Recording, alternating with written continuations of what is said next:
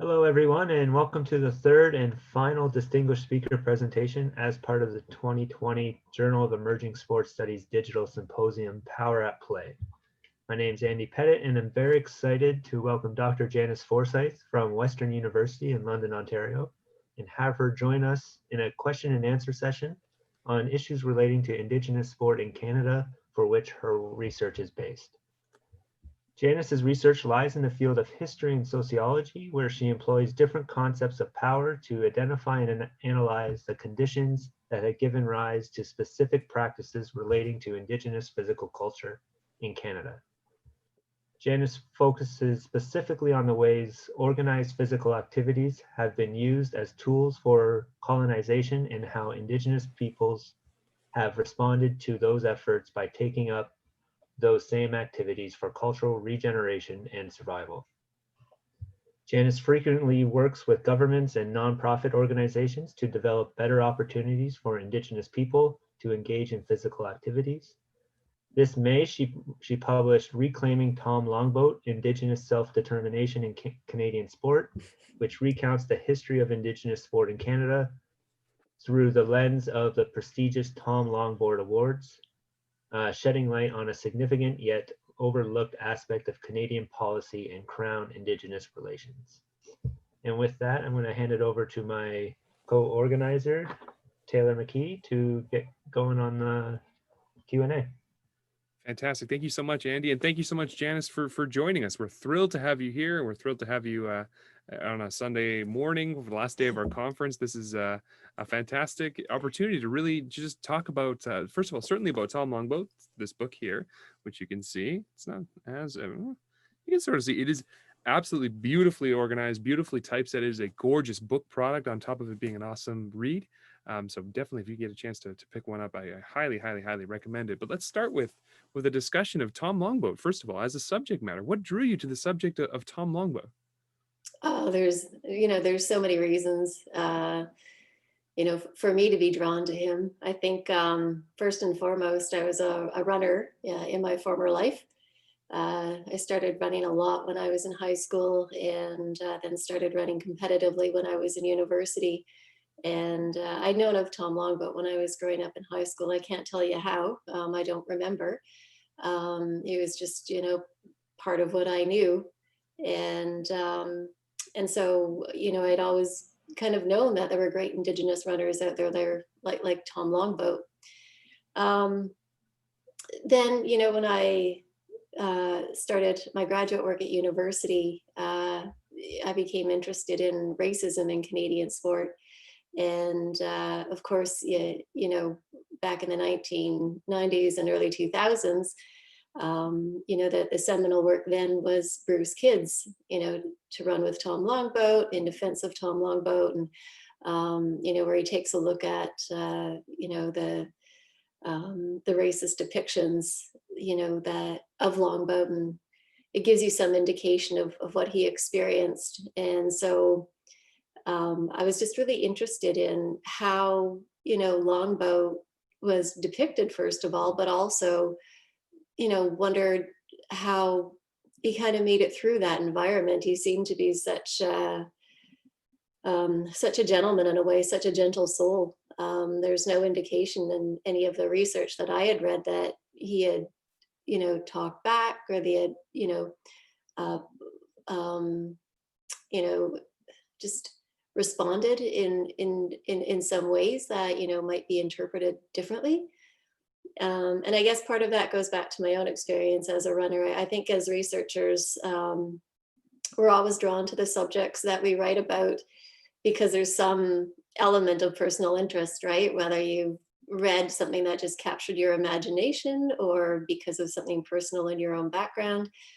And so for me, I was just really interested, in trying to understand, in a way, why I was so drawn to long distance running, trying to unpack, a lot of the racism that I had heard growing up, claims that I was naturally a good runner because, I'm Indigenous. And of course, that wipes away all of the hard work that you do as a runner. And also just trying to figure out culturally what it meant to me. So I think, there are a lot of different reasons, like for me to be drawn to someone like Tom Longboat. Um, and the hard part for me is that we still really don't know much about Tom Longboat. Only his family and his close friends, get to share those stories. Because all of what we know about Tom Longboat is written from the point of view of those secondary sources, what we read in media or what we can glimpse through archival documents. It's, very, very rarely do we ever hear from Tom Longboat himself. And when we do, it's usually mediated, through a newspaper article, a journalist's interpretation of what they heard and framed in a certain way. Yeah. And again, for those who maybe aren't familiar, would you like to explain just real quick what the Tom Yeah. Longboat Awards are? Because I know you have a personal connection to that as well. Yeah, so the Tom Longboat Awards are one of the most prestigious awards for Indigenous athletes in Canada.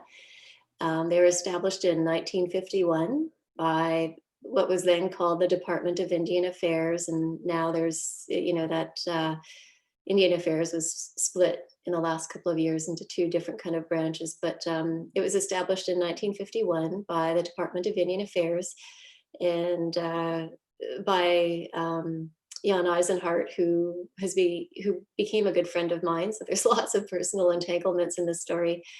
And it was co-developed by with the Amateur Athletic Union of Canada, and it was promoted vigorously through the residential schools. And it was clearly a tool for assimilation that the government used to try and encourage Indigenous youth to pick up settler ways of doing sport, believing that the broader effects of that would help them to assimilate, pick up the cultural habits of quote unquote white stream society, but also it would further divorce them from the land, which is really what, Indigenous affairs, Indian affairs wanted to do. That was the whole point of sport, is to remove them from their cultural practices and to remove them from the land. So. Fantastic. And I believe so there's the awards themselves, there's sort of two streams of the award. Is that a fair characterization, a regional and a national component? Yeah, so the awards have always well, until recently the awards have were two streams. So they would be initially given out by the or people at the regional level would determine who their award winners were. So, Indian Affairs would send out a circular to the Indian agents and the principals of schools and the other people who were responsible for monitoring Indigenous lives in the region. And they would be responsible for identifying people who they thought, men, especially for the first 20 or so years, even though periodically we'd see girls or women being nominated and winning, but the names would come up from the region, and then those names, so for instance, the winner from Manitoba and the winner from Saskatchewan and so on, their names would be forwarded on to like the Amateur Athletic Union of Canada, and then they would determine the national winner out of that pool of candidates. And the structure up until very recently was largely the same. So really the history of the Tom Longboat Awards is an interesting history in a way, because the structure of the awards really hadn't changed for 70 years. The way in which it was advertised hadn't changed, like the way it was described as an award for Indian or Indigenous excellence in sport hadn't changed. It hasn't changed in 70 years. And so there's a lot of continuity just in terms of the logistics and the operational side of the award. The meanings, of course, have changed over time, but largely the award, hasn't changed at all. The reason why it changed recently in the last couple of years is because the Aboriginal Sports Circle, which is the most recent custodian of the award. So first it was with Indian Affairs and the Amateur Athletic Union of Canada, and then it was with basically the Canadian Amateur Sports Federation, and they dropped off in that. And it was managed mostly by the National Indian Brotherhood, which then became the Assembly of First Nations. And then the Aboriginal Sports Circle took over in the late 1990s. And because of operational issues with the Aboriginal Sports Circle, all of the regional recipients, all of the names from the regions were just automatically forwarded to the national level. And so they all go into one big pot. And now the national winners are picked from that, and there currently are no regional recipients. So it's, again, kind of recently undergone some fairly significant changes. But the point is, like, it's, yeah, and the point is it's still going on, right? I mean, it's a 1951 award, and we're, still giving it out today. Very few of those awards exist in Canada, certainly. I mean, that have existed that far back. And what a task having to. So now that all the regional candidates go to one big pool, what an enormously difficult task for the national body to have to decide. Because I mean, you'd have to have your ear to the ground on every region in Canada, including some regions that you might not get a chance to see these athletes up close. That's an enormous task. But moving back to your research practice in the Tom Longboat Award scholarship, early in your book you explained that the main problem this case of this study of the Tom Longboat Awards was the absence of an established path set down by previous scholars who had already made forays into this area of research. And I think that's a fascinating part of the book as a research project, but also more broadly as a research project. Do you have any advice for scholars that are entering into a project like this, where you're sort of tilling new soil, and especially when it comes to, an athletic award that might have different histories, as you just mentioned there? What advice would you give to a scholar undertaking this project, a project like this? Oh, well, I mean, I think you have to go with your gut. I like, from what I remember being a graduate student and still now as a researcher, like it's, there's a lot of decisions that you have to make in terms of going one way or another, in terms of, what do you research and write about? And, a part of that is just trusting your gut, that there's actually something here and you want to take the time to investigate it. But of course, that has to be tempered with time and resources. As always, do you actually have the time and do you have the resources to carry out the project? And I think for me, what really helped me at the time when I was starting this project, because it really was it was my dissertation, right? Is that I was also working, getting paid by the Aboriginal Sports Circle. So I started working with them in 2000 as an interim program manager. And part of my responsibility, and again, this is the entangled story, right? Behind the story is part of my job was to manage the Tom Longboat Awards. So I, was having a better understanding of the history. I knew what the Indigenous sport leaders right across the country, because the Aboriginal Sports Circle is a collective of Indigenous sport leaders in every province and territory in the country. And they meet at least once or twice every year where they talk about significant issues. And one of the issues that, they really wanted to know about when they became the custodians of the Tom Longboat Awards is like, what are these awards about? Because they didn't, really know, other than it was an award for Indigenous or Indian excellence in sport. Where did they come from, and who are the award winners? Because at the time, they had there was a trophy that was in some backroom closet in the Canadian National Exhibition in Toronto, and apparently the executive director at the time went and wiped off the dust and wrote down the names of the people who were on the plaques, and there were missing plaques because over 50 or so years things had fallen off. And I just thought, well, here's an interesting project. And so maybe just starting out my PhD and not really knowing what I was getting myself into, I put my hand up and said, I can do that. Not being fully aware of what it would entail. So initially it started out as a kind of a work project for the ASE, and then it quickly morphed into a research topic, because I had all sorts of questions that emerged from that. Like once I found out it was, Indian Affairs that started it, you have to ask, well, what would Indian Affairs be interested in the sport for? Like, why would they actually invest, in something like the Tom Longboat Awards, which at the time, in the 2000s, there were messages about self-determination. And I'm like, this seems really weird. Like, why would they do that?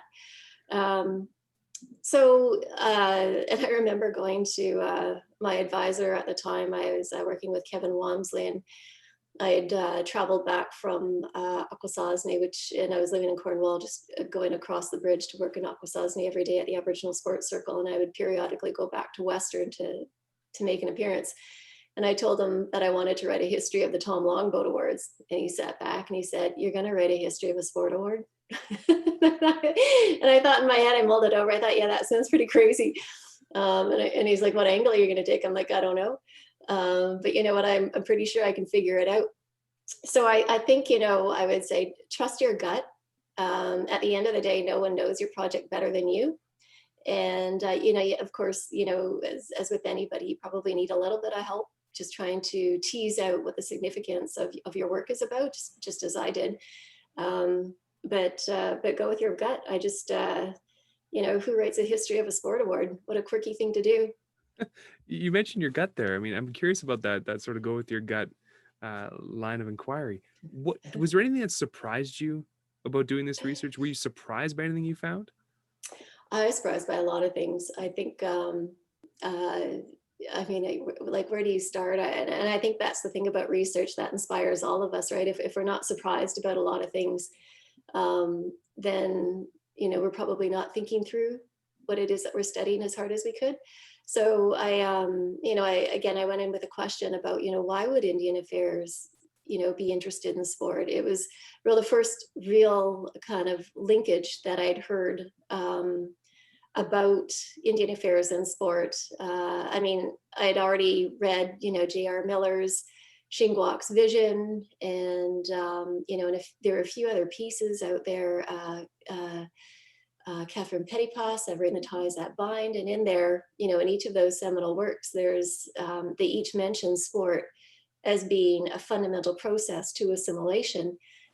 J.R. Miller, of course, is talking about the residential schools, and in there's like, a chapter on sport and residential schools, or these significant portions where he's talking about sport. But there's no real details in terms of how sport becomes part of the residential school experience, right? And I found much more clarity actually with Catherine Pettipas, Severing the Ties That Bind, where she talks about how sport was used as a tool to replace Indigenous cultural practices in the prairies when the potlatch laws came into place, because Indian Affairs and religious leaders were trying to figure out, well, once you take people's cultural practices away, then you have to replace it with something. And they thought the reasonable, that famous quote, "the reasonable amusements of sports" would be a suitable replacement.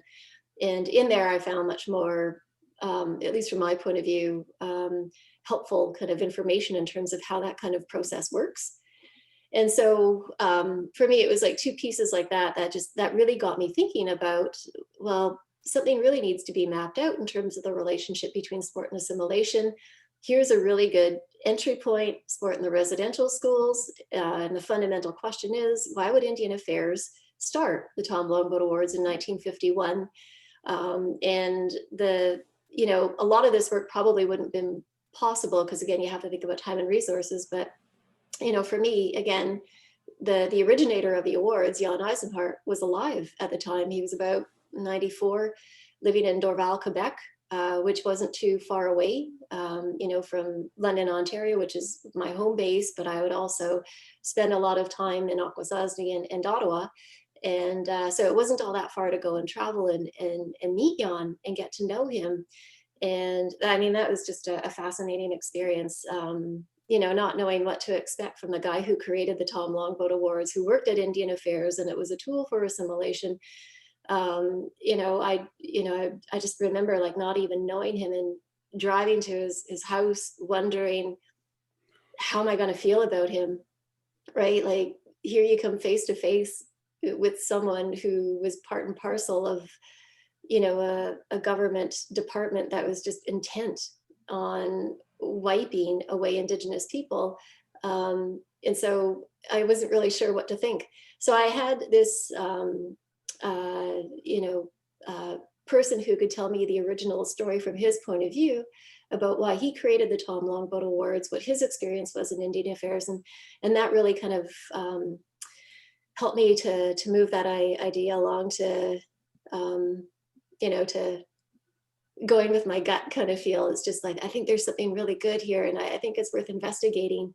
Like, we've got this award, it's dug out of this, the National Exhibition Ground. We've got a national organization, Indigenous leaders right across the country wanting to know more. We've got the person who leads who created the award. It seemed like a perfect storm. And the award itself, is it still living at the Canada Sports Hall of Fame? It is. So it was dug out of the National Exhibition Ground, and then at some point in time in the late 2000s, the Aboriginal Sports Circle formed a relationship. The early 2000s actually formed a relationship with the Canadian Sport Hall of Fame. And so now if you go to Calgary and you go to the Canadian Sport Hall of Fame, when you walk in the doors, it's over to the right in a case by itself. And it was a really weird experience for me, because I was actually just there about 2 years ago. And I remember going into the hall and I walked right past it. I didn't and I've seen the award, right? I know what the big trophy looks like. I walked right past it, and I actually had to go and ask where the display was, because there's no, there was no real signage. There was no fanfare. There was no kind of explanation that stood out to tell you what the Tom Longboat Awards was. And I thought it was such a surreal experience. I mean, I've spent the better part of 20 years of my life now studying this award, and I know its significance. It's the only award of its kind in Canadian history. It's the only government-derived award. All of the other awards, are created by sport organizations. So it's truly unique in Canadian history, and and as I say in the book, maybe even in the Commonwealth, because governments typically don't do this kind of thing. And yet it just sits in this case, and it's just a trophy. And I thought, wow, this is just really weird. This seems to be part and parcel of, just our people not knowing what to do with the Tom Longboat Award now, not understanding how to frame it, perhaps being reluctant to acknowledge its historical past, because that opens up a whole can of worms. I think that people, in part, don't want to deal with. People don't want to talk about sport and assimilation, how the TRC applies to sport, right? How colonization applies to sport, how settler colonialism applies to sport. I think they'd rather just have this kind of very neat kind of package, that they can celebrate. Yeah. So-and-so won this many medals, and that's why they won the award. So-and-so ran this fast and competed at this event, and that's why they won the award. I think that, they want those traditional sporting narratives, but you can't with the Tom Longboat Awards. So yeah, if you go to the Canadian Sport Hall of Fame, you'll see a big difference between the Tom Longboat Awards just off to your right when you enter the door, and then there's these mass displays with writing and signage and to help you understand what it is that you're looking at. I mean, again, I don't want to disparage Canada Sports Hall of Fame, but it is surreal when you're right. You walk in, and to your left is the Lou Marsh Award, mm-hmm. and the Tom Longboat Award and the Lou Marsh Award stare at each other. Interesting. In horrible sort of irony. And if you're not familiar with Lou Marsh, I mean, you might want to have a look at the history of Lou Marsh and his views towards Indigenous people. So it speaks to a problem of commemoration, which is something you bring up in your book in a large amount of detail. Is how do we commemorate these sort of this piece of Canadian history, this piece of Indigenous Canadian history? What do we do? How do we commemorate it? How would you how would you appraise the state of Indigenous commemoration when it comes to sport in Canada right now, in a more broad sense? Yeah, I think superficial comes to mind right away.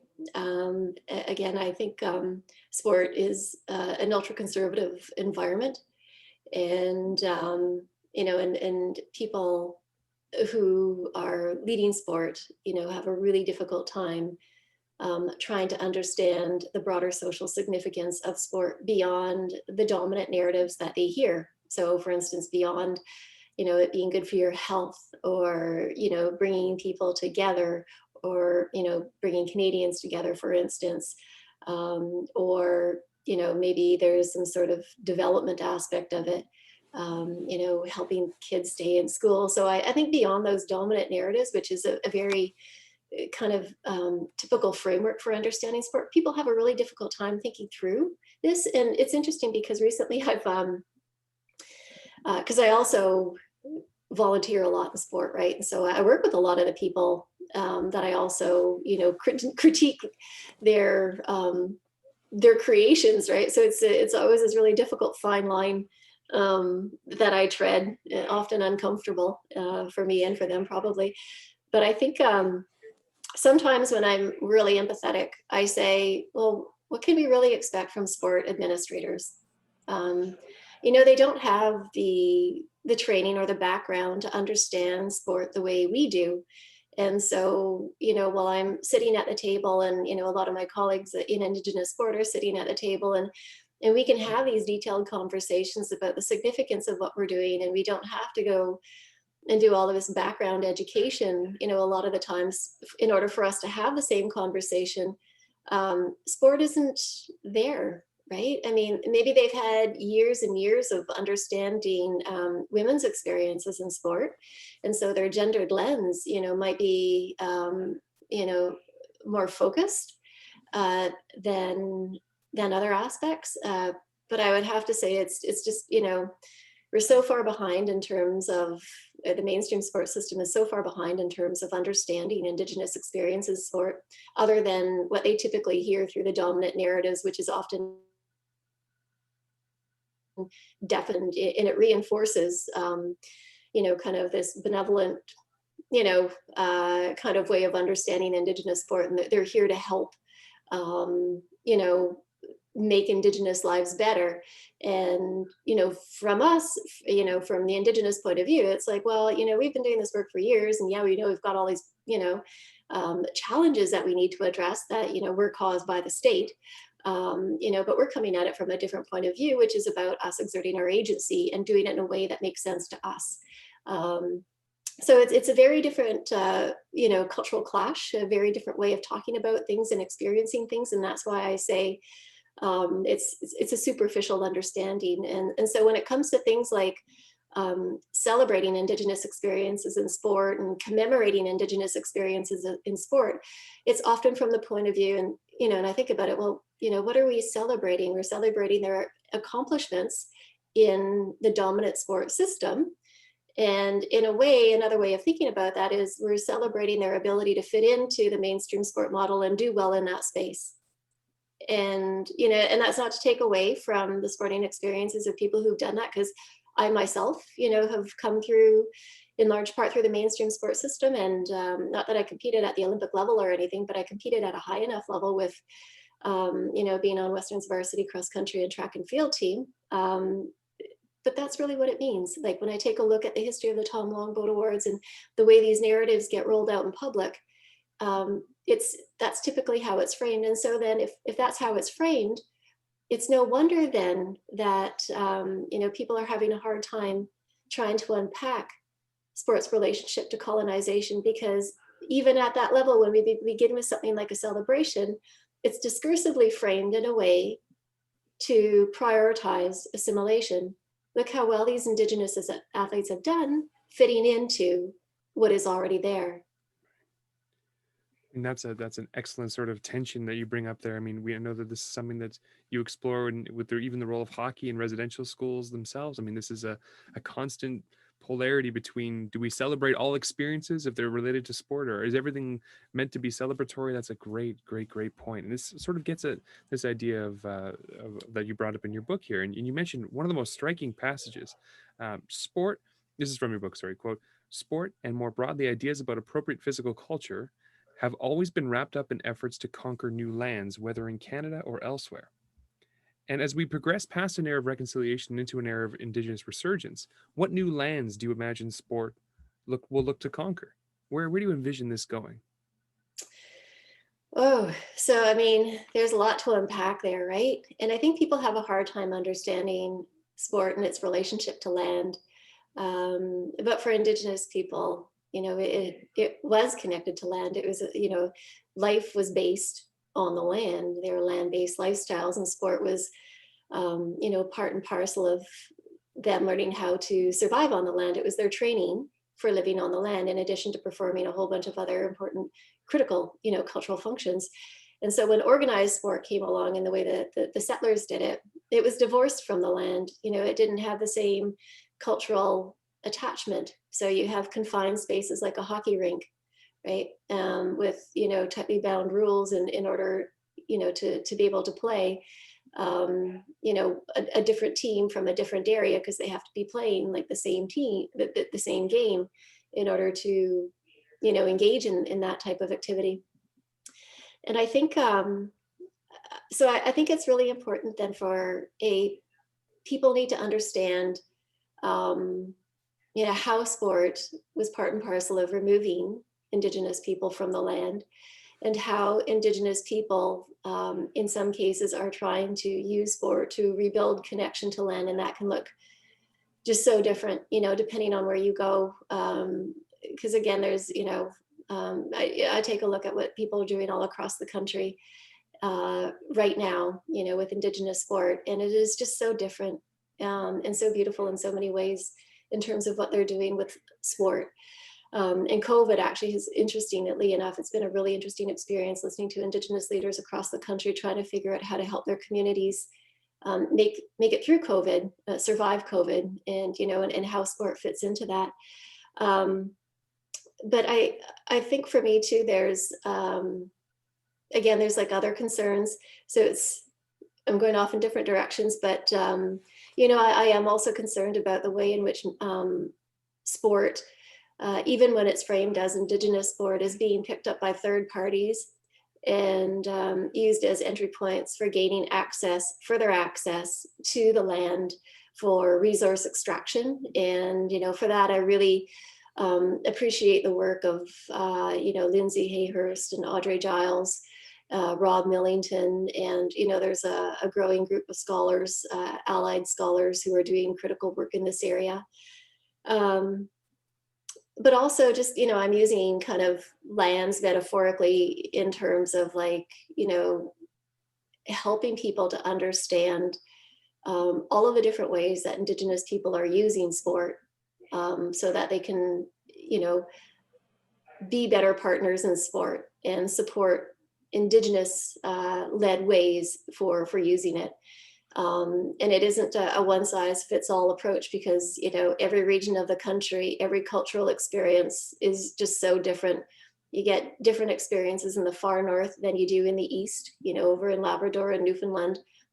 Quebec, has its own kind of cultural experience with sport. And even then, within Quebec, which we call the Eastern Door in the north, the Mohawks see themselves differently from that too. And then you go through Ontario and the prairies and over to the West Coast. Everybody has a different experience and understanding of what they're trying to do with sport. And so I use lands kind of metaphorically to mean like we need to open up people's vistas for understanding what is actually happening in this country, and that you can't just lump all Indigenous sport into the same pot and create a one size fits all approach in order to assist.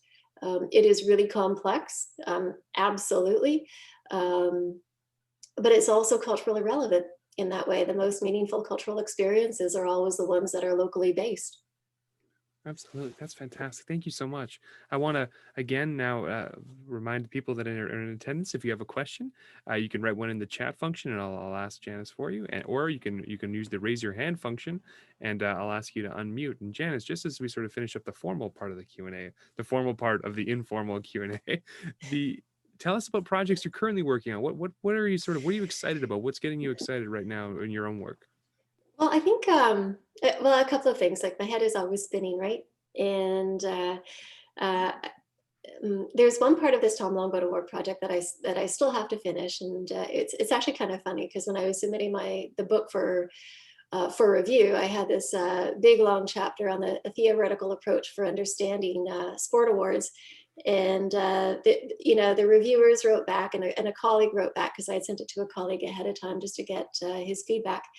And they all agreed that I needed to jettison that chapter And that was painful for me because I think I spent the most time, about a year, trying to rethink my theoretical framework and get it to the point where it sounded really elegant. So I took the chapter out and just crafted a few, paragraphs and then put it in the book. And so I think I want to go back and revisit that because, again, I think sport awards are a really interesting way to take a look at cultural practices. And, lately I've really appreciated Morrow and Walmsley sport in Canada when they're talking about the Masterton Trophy. And that, just helped to crystallize the significance of the Tom Longboat Awards for me as I was rewriting the book and submitting it for review. But it's, and then I took a look and had to go back and take a look at other national sport awards. And so I crafted paragraphs around that in terms of what their cultural significance was. And, it's something as simple as a sport award can tell us one heck of a lot about who we are as a people, like at a moment in time. And then, and there's different frameworks that you can use. You could use like Stuart Hall, which is, the kind of the framework that I used and then it got jettisoned.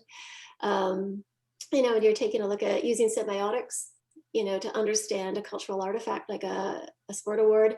You can use Foucault, like a genealogy approach, to take a look at the discourses that have been used to change the meanings over time. So for me, I'd like to go back and just and write, get my thoughts out finally on the theoretical framework for understanding sport awards and why, why something like that is so fun and important.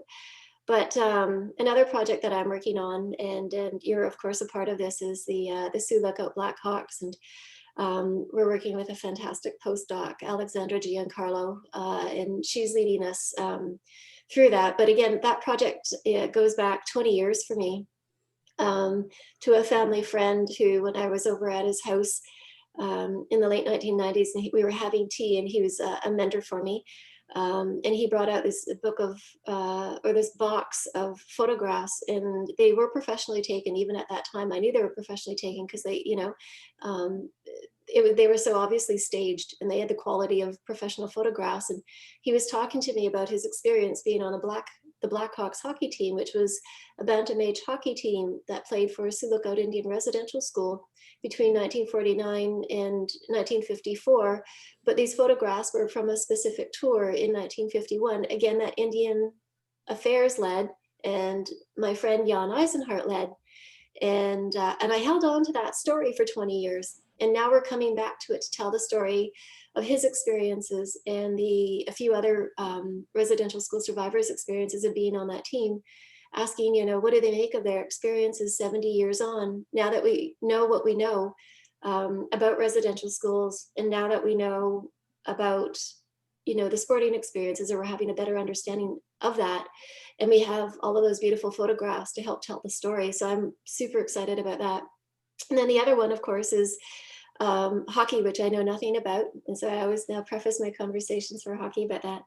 And, we're taking a look at what it is that Indigenous leaders want to achieve through hockey, using the National Aboriginal Hockey Championships as the event where we're doing that kind of data collection. And the reason why this is so important is because, when it comes time for Indigenous organizations to go and get money to support their programs, they have to have data to show government and funders, why their programs are so important and why they work.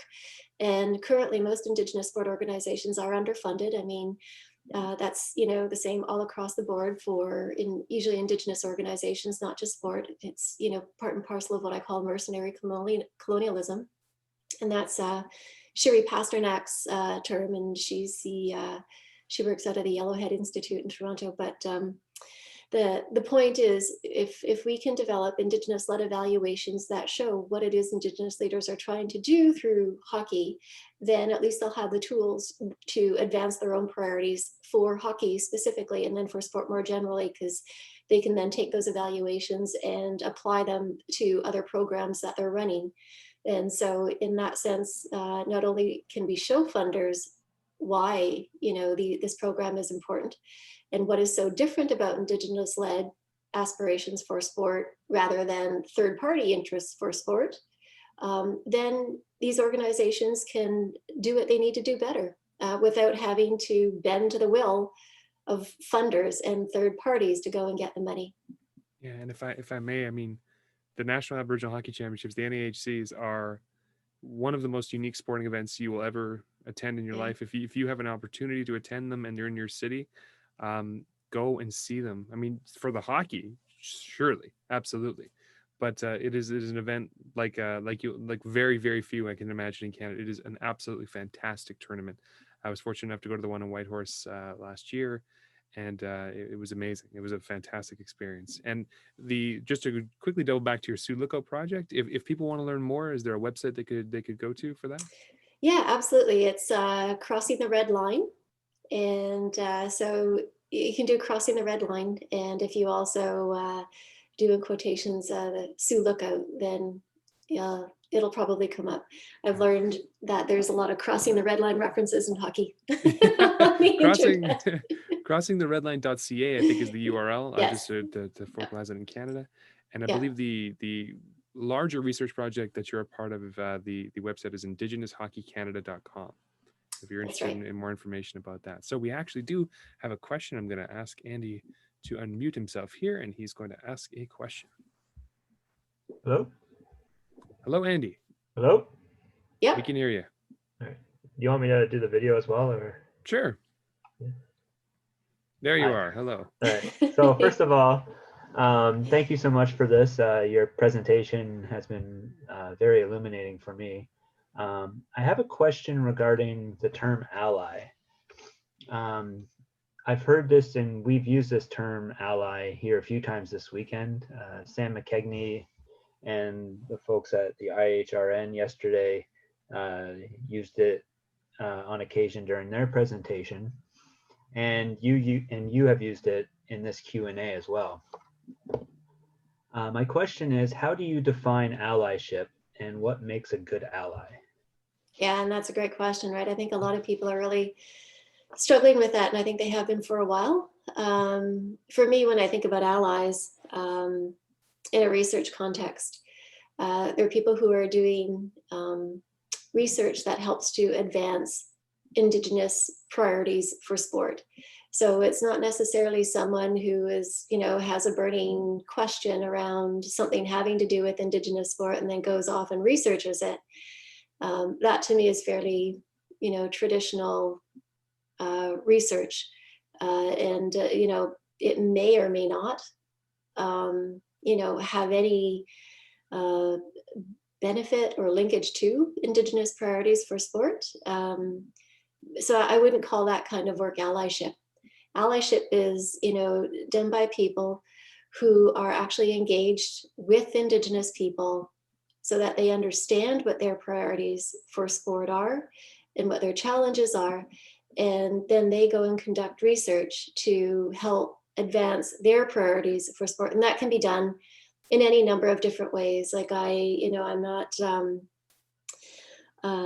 not a researcher who's hardcore committed to the idea that community-based research is the only way to advance this, Indigenous priorities for sport.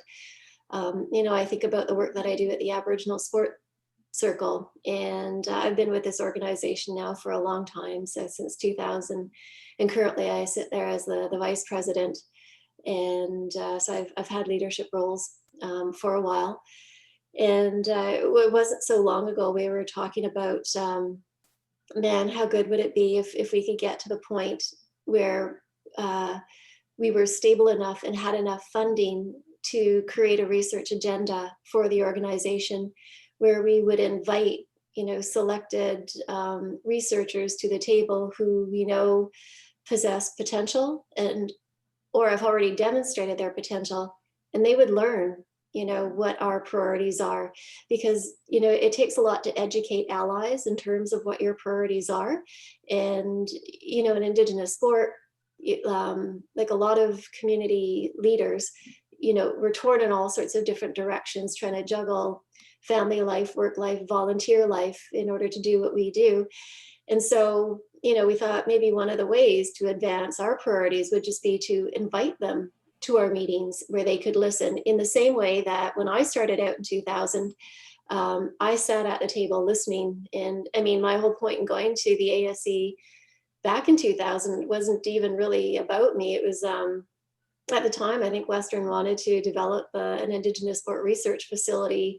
And I think this was being spearheaded by Kevin Walmsley. And so I said, well, hey, I know an organization, and I think they're hosting a meeting in Ottawa. Why don't we just go? We literally just like got in the car and drove. And they invited us to sit at the table, and they had no clue who we were. I remember like everybody from across the country was like looking around, like thinking, who are they? But it was the best education ever, right? Just sitting there listening to Manitoba talk, listening to Saskatchewan talk, listening to Alberta talk, listening to Sport Canada, policy leaders talk, listening to maybe if there was a minister at the table. I mean, it is like the best education ever, just sitting and listening and learning. And I thought, what a great way to educate our research partners about the priorities right across the nation. And then, provide a space for them to get to know people, to see if there's any synergies there. And so maybe some of the research that comes from this is statistical. Maybe, people go and use census information to produce a valuable report. Maybe some of it is really generative in the sense of starting right from ground zero, like what we're doing for the National Aboriginal Hockey Championships. And the both of you are involved in that, right? Doing all of this survey data collection to try and figure out and show, what is really important in Indigenous hockey contexts. Maybe some of it is interview data to capture like experiences of people with a particular program, or thinking through a particular issue, like what does self-determination in sport mean, and what does it look like? So for me, the allyship is people who are invested, people who are committed, and people who are going to work from Indigenous points of view. And in that way, I think we can create like a better base in sport. So it's not just about, a researcher, calling me up if I put on my Aboriginal Sports Circle hat and say, I'd really like to help your organization advance a project. It's, that may be fine, but if they don't understand who we are and what we're trying to do, then that workload becomes huge for me and for the organization. So for me, allies fundamentally have to understand, who we are and what we're trying to do. And that takes years to build. So. Thank you. Fantastic. Yeah. And Janice, we have taken up so much of your time on this Sunday afternoon. We want to thank you so much for devoting this much time to answering our questions. And again, please go get Reclaiming Tom Longboat, available at fine booksellers near you. And it is, again, a wonderful read, and it's a wonderful book to hold physically in your hand. So I recommend you do that as well. And I want to sincerely thank you on behalf of everyone, all the editorial board at the Journal of Emerging Sports Studies, and my colleague Andy for your time. And thank you for your thoughtful consideration and your wonderful answers today. Sure, and thank you too, actually, for this opportunity. I really appreciate it. And good luck with the conference. I hope it goes really well.